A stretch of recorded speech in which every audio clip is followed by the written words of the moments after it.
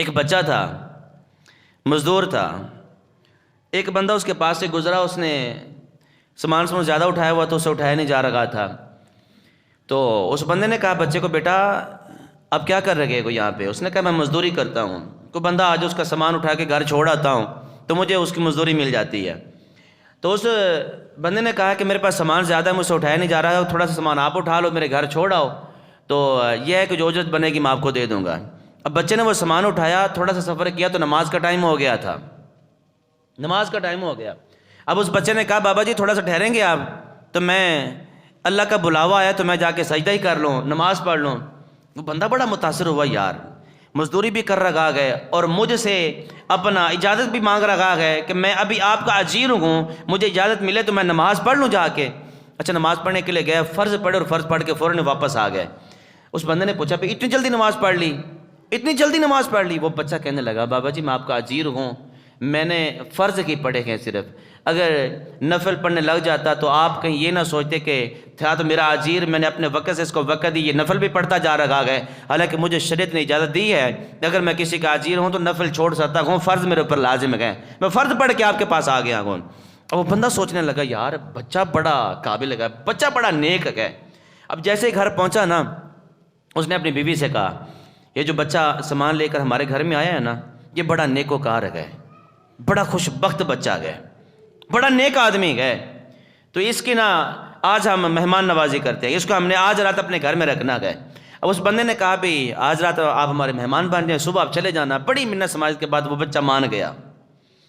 اب اس بندے کی اہلیہ اور بندہ کسی کام کے لیے باہر گئے، اس گھر کے اندر ایک بچی تھی جو اپاہج تھی، چلنے پھرنے تھے بالکل قاصر تھی، بول بھی نہیں سکتی تھی۔ اب وہ بچی گھر تھی اور یہ لڑکا گھر تھا۔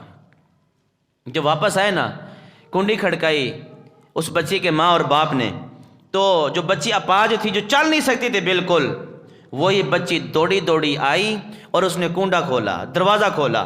اب ماں باپ بڑے پریشان، بھائی ماں باپ بڑے پریشان، یہ کیا معاملہ ہوا؟ بچی تو اپاہج تھی، بول بھی نہیں سکتی تھی، چل بھی نہیں سکتی تھی، اس کو کچھ پتہ ہی نہیں تھا، یہ کیسے صحت یاب ہو گئی؟ تو ماں باپ نے پوچھا بیٹا یہ کیسے معاملہ ہوا، صحت یاب کیسے ہو گئی ہو؟ وہ بیٹی کہنے لگی ابا جی جو بچہ آپ کے ساتھ ہے اتنا، آپ نے کہا تھا کہ ہمارے گھر جو مہمان ہے بڑا نیک بخت ہے، بڑا نیک آدمی ہے، اللہ اس سے راضی ہے، تو میں نے اللہ کے حضور دعا کی یا باری تعالیٰ اگر واقعاتاً یہ نیک ہے تو اس کی نیکی کے صدقے، اس کی اپنا تیری رضا کے صدقے، اس کے ساتھ نیک ہونے کی، اس کے ساتھ راضی ہونے کی وجہ سے مجھے صحت یاب فرما دے، مجھے صحت عطا فرما دے۔ میں نے دعا مانگی تو اللہ نے مجھے صحت عطا فرما دی۔ اب دیکھا جس بسترے پر وہ بچے کو سلا کے گئے تھے نا، بسترے پر سلا کے گئے تھے، بچہ وہاں پہ موجود نہیں تھا۔ اب بڑے پریشان کہ اس بچے کی وجہ سے دعا بھی مانگی، بچی بھی صحت یاب ہوگی، بچہ بھی یہاں پہ موجود نہیں ہے، بچہ کہاں چلا گیا؟ بڑا ڈھونڈا لیکن نہیں ملا، لیکن اس بسترے سے ایک رکا ملا، ایک کاغذ ملا، خط ملا، وہ اس کے اوپر لکھا ہوا تھا کہ جب آپ کی بچی نے دعا مانگی نا تو اللہ نے اس کو صحت عطا فرما دی میری وجہ سے، تو اب میرا یہاں پہ رکنا بنتا نہیں تھا، میرا راز فاش ہو گیا تھا، میرا راز فاش ہو گیا تھا کہ واقعی میں اللہ کا ولی ہوں، تو میں چپ کر کے یہاں سے چلا گیا۔